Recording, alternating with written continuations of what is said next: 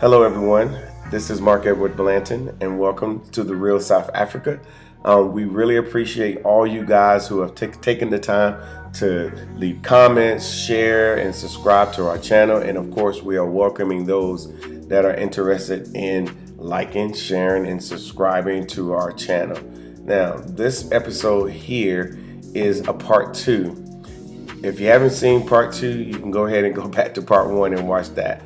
But this right here is what we consider an encore presentation of a video that we saw a long time ago that motivated and inspired us to come to South Africa and have this journey.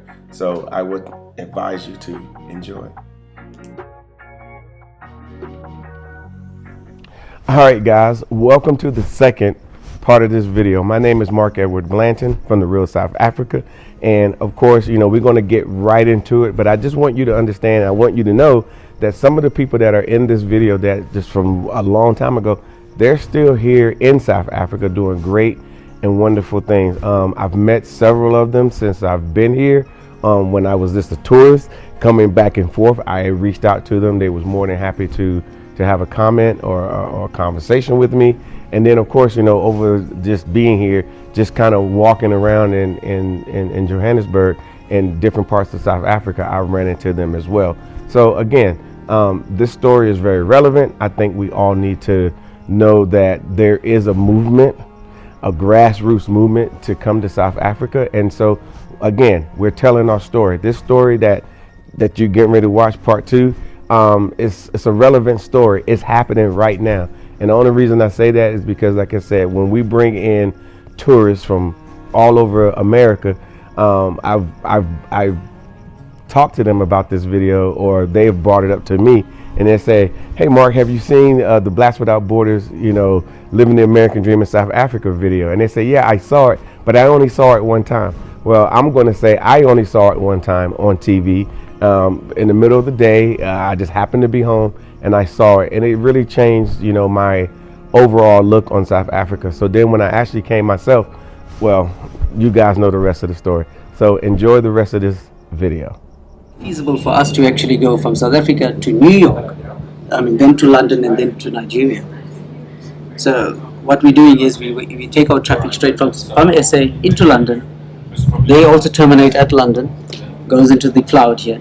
And this is the shortest route that we took. We are the fastest growing satellite company in Africa.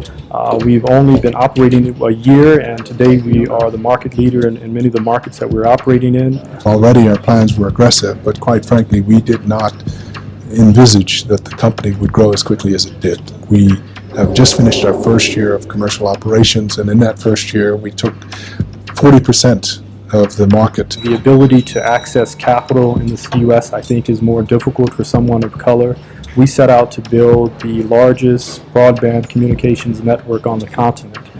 People would have laughed at us if we walked into investors and said we wanted to build the largest business in the States in any particular sector. When we started Africa Venture Partners, it was the private capital of Eric and myself that we invested in the company. And at those days, it was kind of Eric, myself, and the dog. Today, we're about 100 strong. We're the largest African-American owned business in Africa, and we're continuing to expand our footprint around the continent, operating today in all of West Africa and South Africa, soon to be in East Africa, and with an office in the U.S. as well. When Eric and I were setting up this company, we did not conceive that we would be doing a venture with Richard Branson's Virgin Group. We didn't think that we would be linked up with the largest satellite operator in the world. We didn't think that we would be on the back end of a $1 billion transaction, and these are things that just didn't come to our mind. One of the goals we have for Africa Venture Partners is to create a $1 billion entity, employing a few thousand people to add to the workforce, to create something that we can walk away from and show to the rest of the world that African Americans were able to come to South Africa to build a Pan-African business that's a $1 billion company that has been listed or IPO'd in the New York or London Stock Exchange. When we started the company, we really had very limited branding, if you like, around AVP. We thought of the name, we put the brand together, Now I think that AVP stands for commitment to the community. It stands for tenacity. It stands for a willingness to commit itself to development in the African environment. Lifestyle you can replicate in other parts of the world. It may cost you more, it may cost you less. But for me, fundamentally, it really gets down to a hook of knowing that what you're doing really, not in a conversation with your buddies, but it really, really makes a difference. That you can look back and say that you've built something that touched people's lives. The lifestyle ain't bad, but it's not the hook. Not the hook.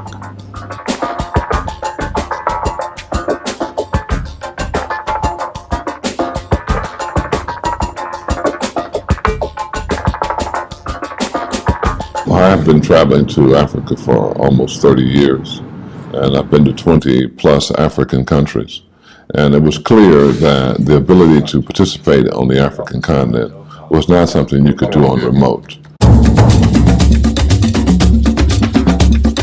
After not being able to launch my World Africa Network in the United States, I decided that there was a greater opportunity potentially on the continent of Africa. So I decided to sell off all my assets, my cable television activity in New York and my radio stations, and bring my capital here. First of all, I'm probably the largest African American investor. I've got over $30 million invested in South Africa. We've got routing and switching, design, networking and security, service provider, storage and networking, and voice. When one comes to a new environment, one assesses the areas of potential opportunity, and certainly IT is a specialty area that we know very well. This Cisco training operation is number 2 in South Africa, and we train the top corporations, technical people, on how best to manage their data functions and information flow. Well, Eugene has always been a Pan-Africanist, somebody who always wanted to return to our roots. And Africa is a wonderful and exciting place for Black people, African Americans.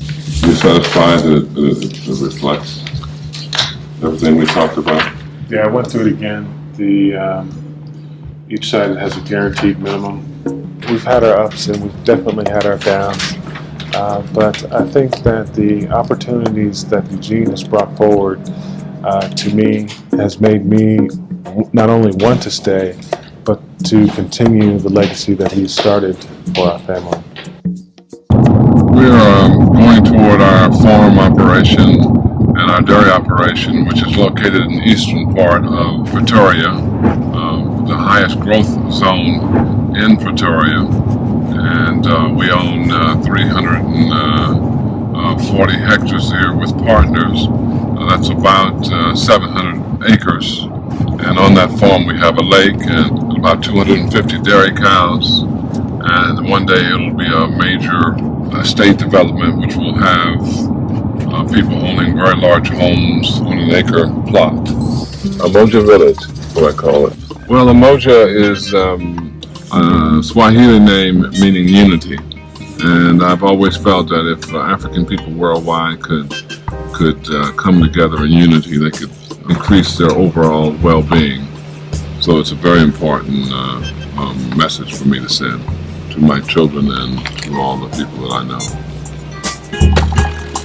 So I used to milk cows in Oklahoma when I was a little child, so that's how I never got the dirt off from under my fingers, so that's how I got involved in that. This is the, if you will, the maternity ward where all the newborn calves stay the first 3 months of their lives. You see they're elevated, and we keep them very clean, and they get their mother's milk, fed that every day, plus some additional nutriments so they can grow up to be great ladies who can produce great milk. The men, I hate to say it, but we end up making hamburger out of them, most of them. When I first bought this place, I didn't buy it for the dairy. It's very close to the city, and the dairy facilities were already here, and I just decided to turn the facilities back up and create jobs for the local people. So I've been in the dairy business for the last 7 years, and now the city has moved toward us, so This one day will be a major estate development. We're expecting to put about 250 high-end homes on the property, and that's the reason why we bought it.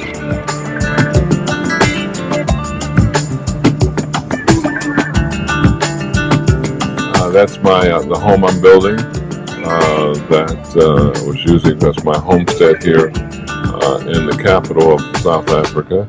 We're about 6 months, 8 months away from completing it. It'll be able to house 8 bedrooms and lots of our friends who come from the States, which we are trying to convince to come over here and live. The overall interior space is about 30,000 square feet.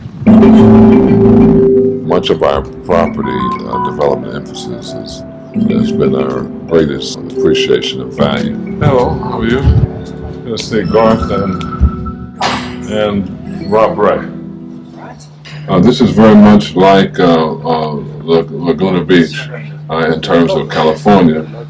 We are developing a huge mixed-use project along the ocean front near Durban in South Africa at around 500 million rand, which is close to $100 million, and something I would never have thought about doing in the United States because land access is a very difficult thing in the United States. Here, it's a new frontier. The opportunities are almost unlimited in almost every category because Africans are just now getting involved in much of the significant industries in South Africa. We often talk about the United States, you know, the man this. Well, over here, you're the man, and you're the woman, and that's a key major shackle that lifts from the soul of the African American experience. That you no longer have to look to another race as being over you. You are indeed the one in charge, and that's really turns the responsibility, adds new energy. I have another 30 years, 40 years to work, and I'm going to work every moment. That I will die with my boots on. I'll be doing another deal on my way out. So this is a fantastic environment.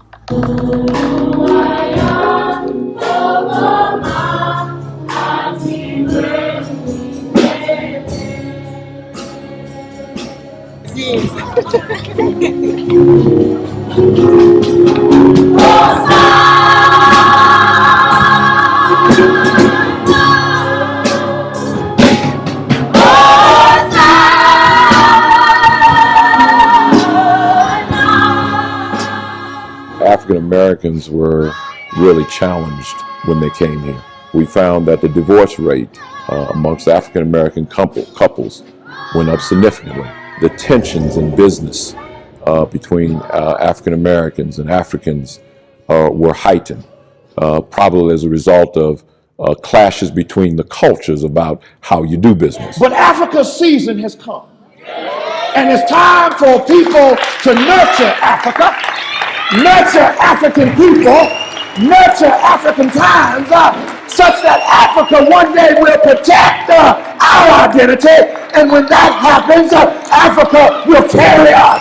When the first wave of African Americans came through South Africa shortly after the elections, there was a number of negative perceptions in the way those African Americans did business, in the way of their perceived arrogance or actual arrogance, if you want to say it, that left a bad taste overwhelmingly in many South Africans' eyes. One of the things our church has been very successful in doing is dismantling that negative perception on both sides. You looking good, baby. You got that African on today. I didn't recognize you. I didn't know you was African. South Africans have only been in charge of their destiny for the last 10 years. So there's a lot of, not hostility, but a lot of fear there. A lot of fear. And a lot of suspicion. You know, a lot of suspicion. They need to know what you're about. You know, why do you want to come here? And you can understand that. You come from the land of milk and honey to this land, which is, you know, from a lot of people, viewpoints depressed. I'll be honest with you, I've seen brothers and sisters come down here with bad attitudes, and they went home with bad attitudes. There are people who have come with positive attitudes, trying to do the right thing, and for a number of reasons, it just didn't work out. And it's not because Black South Africans didn't embrace me. Nah, it's not about that. You know, things work out sometimes, and sometimes they don't. When I first got here, I didn't take time to understand the culture or the people. I was just here because I was like, I'm gonna make it. You know what I mean? So my only thought was me and me making it. And I didn't take other people into consideration. So through that, you know, I got a little spanked here and there. I recovered, came back with a different appeal, a different zest for it, with more respect. In the U.S., you're taught to look a guy in the eye, stand tall, shake his hand firm, walk around with self-confidence, put your chest out, stand up, you know. And here, the entire culture was the exact opposite of that. Here you were taught, don't look a person in the eye, don't hold a firm handshake, don't stand up too tall, don't be too sure of yourself, because that was perceived as what they call cheeky or arrogant. We need to address this question of xenophobia in South Africa, and in particular, xenophobia against African Americans. You find that our communities are better able to welcome people who come from Europe, white folks. And part of the miseducation, I think, that's going on is that they see those folks bringing money. A lot of folks from Europe contribute to the community development programs. So if you like, there is a colonial mentality that is going on there. There is somewhat of a master and servant relationship. Coming over with a major multinational, there were all kinds of doors open because of the company. They weren't necessarily open to Clara, okay? And now that I'm here and convince my husband to join me, I find that whether it's xenophobia or whatever it is, sometimes it's very difficult as an individual to find your place in South Africa. So I just don't want to leave the impression that you can get on a plane and come here, put a stake in the ground, and everything's going to be okay.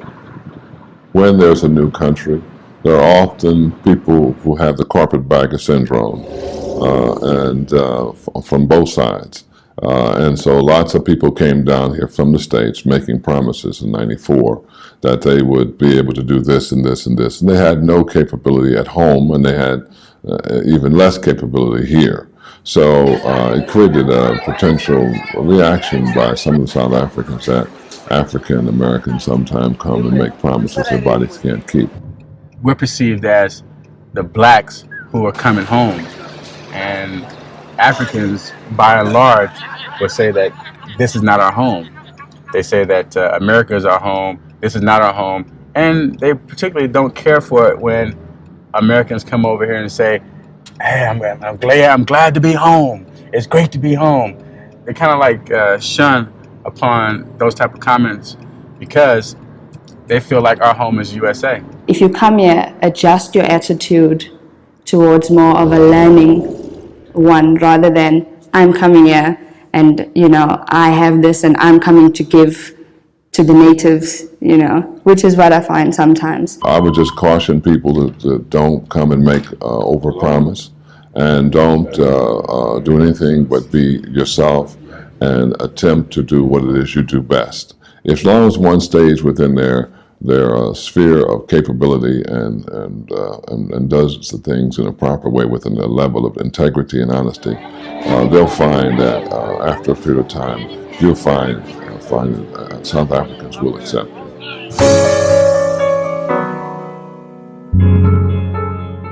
All those tough stories about how bad things are, I don't believe them. It's pretty nice over here. The food in Africa is the best I've ever had anywhere in the world. You want to go out for a drink, you want to dance, you want to party, all those opportunities are available here. The women are beautiful. As a single person, I think there's no secret that they're very beautiful South African women from all areas of the country. The quality of life here is very high. You've probably seen some of the homes that people live in here. They're nice, aren't they? My name is Samantha West. I'm Daryl's wife. Daryl and I have been living here for the past 4 years. We bought this home when it was very old and dilapidated, and we basically took it and basically refurbished this whole home and completely gutted it. What we did is that we added the 2 beams on the side, 2 columns on the side, to give it a very classical feeling. We hired the beams to allow more light to come into the house, and that is exactly what we've done in every room. I'd like now to take you into my second favorite room in the house, is our kitchen. Daryl and I spend a lot of our time in our kitchen. We entertain here, so we wanted a kitchen that was very warmly, huge, where our kids could play around in. This kitchen originally was very narrow. Only 2 people could basically fit in this kitchen. We extended it by at least 4 to 5 meters. We added new cupboards, new walls, new windows, and this kitchen cost us about 70,000 Rand, which if you think you have to convert it, would be about $8,000. Let me show you the boys' part of the house now. This is our bar. We use it quite a bit for entertaining, having dinner parties or guests over. We invariably find a way to congregate to the bar.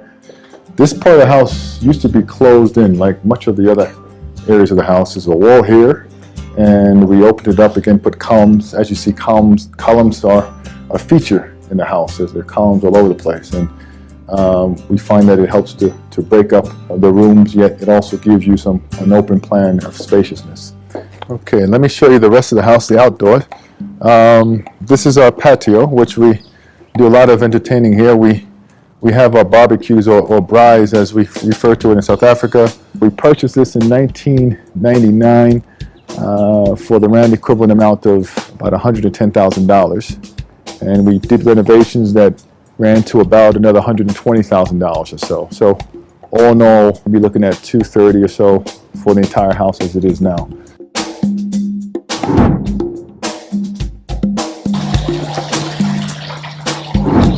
My name is Charles Henderson. Welcome to South Africa.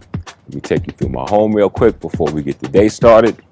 You notice we got a little bit of a color scheme here, the orange and the purple in the garage. I don't know how many of you have seen a purple garage, but yes, we do have one. As we come in the front, the first color you're going to notice is purple. One of my favorite colors, and many of you may know purple is the color for royalty in Africa. I grew up in the projects, so I figure if I'm gonna live in Africa, I ain't gonna live in the projects. That's where I'm coming from. So yeah, I got me a nice house, man. When my mom's coming to visit, she think I'm rich. She think I'm living large. It's like, yo, MTV cribs up in the house. This is the dining room. 2 pieces of art here, actually Zulu shields, which I bought from a Zulu chief in Zululand. All this furniture was made, African furniture, made by an African brother from Ghana. This is my sanctuary, if you will. Did a lot of renovation in here. This was a window, opened it up to a sliding door, put a little patio so I could come out to the garden. You know, put a few roses, a few flowers, a few, indigenous African bushes. The theme is to kind of have it nice and rich and thick with bush. I kind of felt like I wanted a jungle. I've been all over Africa, haven't seen a jungle since I got here, so I decided to make my own jungle. The bathroom, we got the double basin, although, the double is for visitors. I'm still single. So anybody out there, want to get with a brother, I'm looking. This is my bath. Decided to put the bath under the stars as well. I like that outdoor feel. So everything opens up, man. You put the bushes around so you don't need curtains. So, I get up, I want to take a bath. It's nice and relaxed, Again, I like hearing the birds sing. Fireplace. So in the winter, gets a little chilly out. Turn the gas fireplace on. Candles all over. I love candles. I like to do the romantic thing.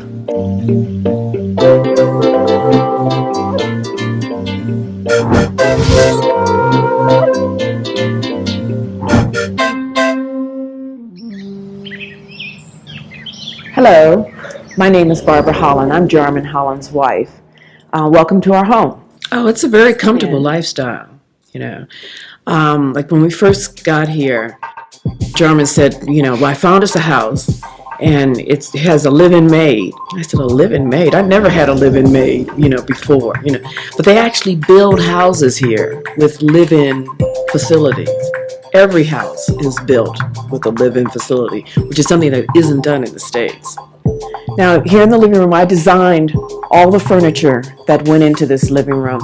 And one of the special points of interest is this painting. It's by Helen Sabiti, which was declared a national treasure by Nelson Mandela when he was president. In fact, Mandela saw this picture and wanted it, but we refused to part with it, because we considered it one of our treasures too. Well, we lived in several areas before coming to this area. We like the area. It's very green. The homes are large and expansive. The living room flows into the dining room. And if you want privacy, we have these sliding doors that can give you all the privacy that you need. We come into the dining room. This table seats about 10. We liked it because it was, plain, simple, elegant, but yet modern. The views on top of the hill are fantastic. They look over all of downtown Johannesburg and into North Cliff and into West Cliff. I like living here, because it reminds me very much of California. The topography of the land reminds me very much of Northern California. So it's very comfortable and it's very easy to get around.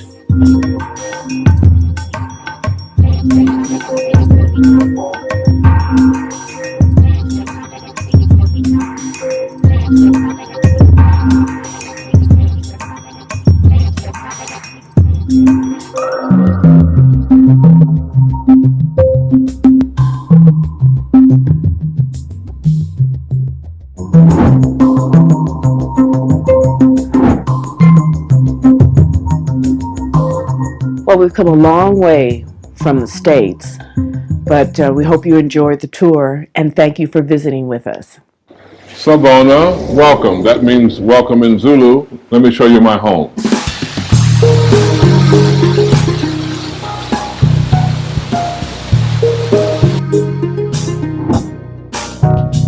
We're in the most favorite part of the house where we all get a chance to gather with family and play. This is, of course, is our largest pool. We have 3 pools in the home. And this is a lap pool on the side and, of course, a play area for the kids. One of the great things about living in Durban is that you can live inside and outside all year long. We can look all the way through. It's all the way through. It's open on the outside over here.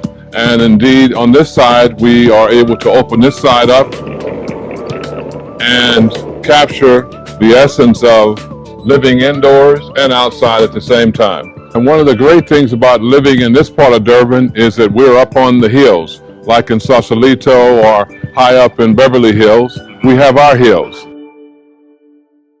The mural up there has a helicopter in it. The previous owner owned a helicopter on the heliport on top of the house.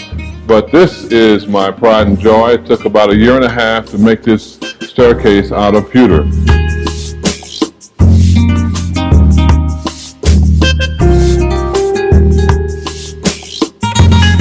In Africa, we live in harmony with, of course, the big 5, the elephant, the lion, and those big creatures.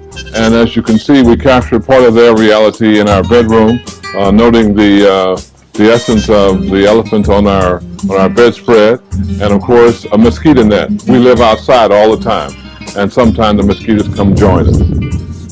This particular home has a squash court in the entertainment area. I'm about to convert this to a major theater for all my friends, since very few of us play squash. This is Zulu country. This is where King Shaka built his kingdom, right around this area. So we are very proud to have a chance to, if you will, complement it with a beautiful home.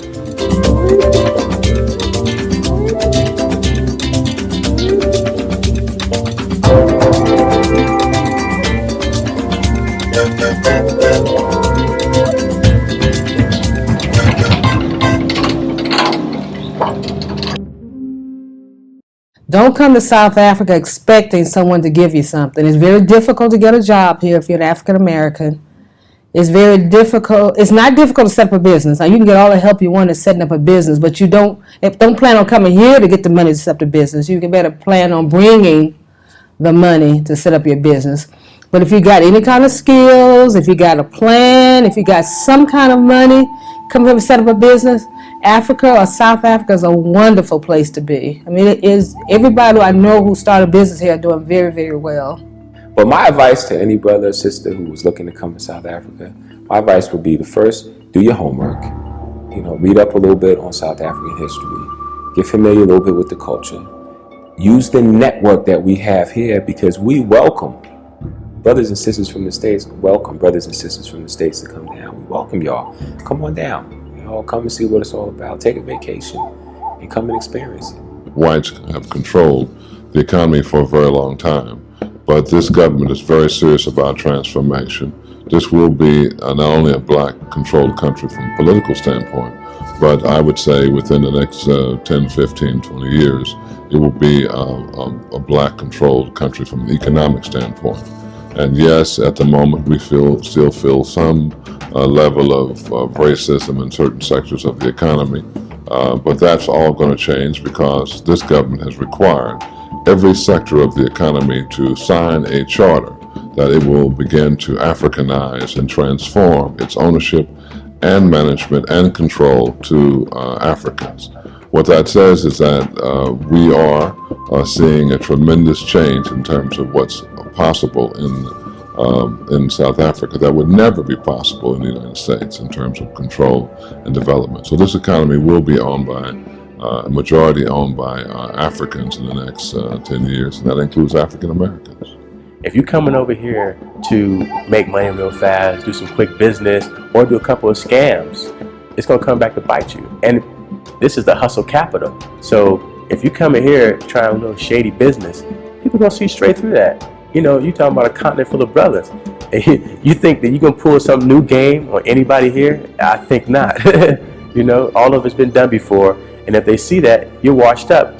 One of the other things that I think is very, very important to come, if you come to South Africa and want to be successful in business here or in life here, you have to embrace the culture.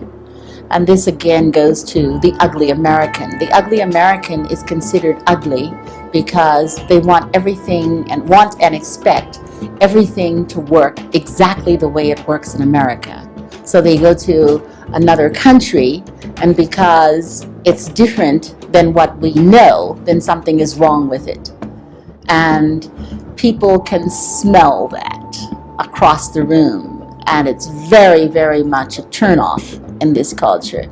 You must embrace the culture and understand that in this culture, you're ignorant. When you come here, you know absolutely nothing. And you're not going to change a country to meet your specifications. You are going to have to change to meet its.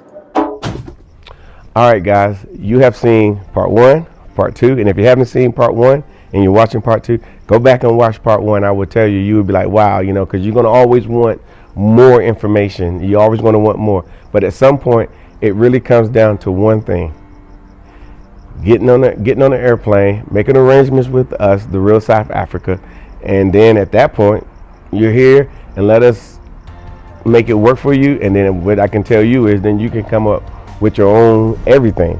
So it's not me telling you the story. It's not nobody else telling you the story. It's you're getting it firsthand. So I would say for you to go to our obviously our website, therealsouthafrica.com. I will also say that you can go to our YouTube channel. You can get a lot of relevant information there about how to get here and what to do, and the whole process. So hope you enjoyed it. And if you got any comments, please leave them in the bottom. And I hope to chat with you later. Hello, everyone. This is Mark Blanton from The Real South Africa. And I just want you guys to know that we have wonderful trips specifically designed for us to come to South Africa and enjoy all of this. We're the only company in South Africa and probably in the world that's marketing directly to the African American community and the diaspora. So we would love for you guys to go to our website, The Real South Africa. We would love for you to go to our YouTube channel to get more information. Just go to YouTube, put in the Real South Africa and you will see some of our videos. But we would love to have you here, and the South Africans would love to have you here as well. So go ahead and book your trips today and visit the Real South Africa.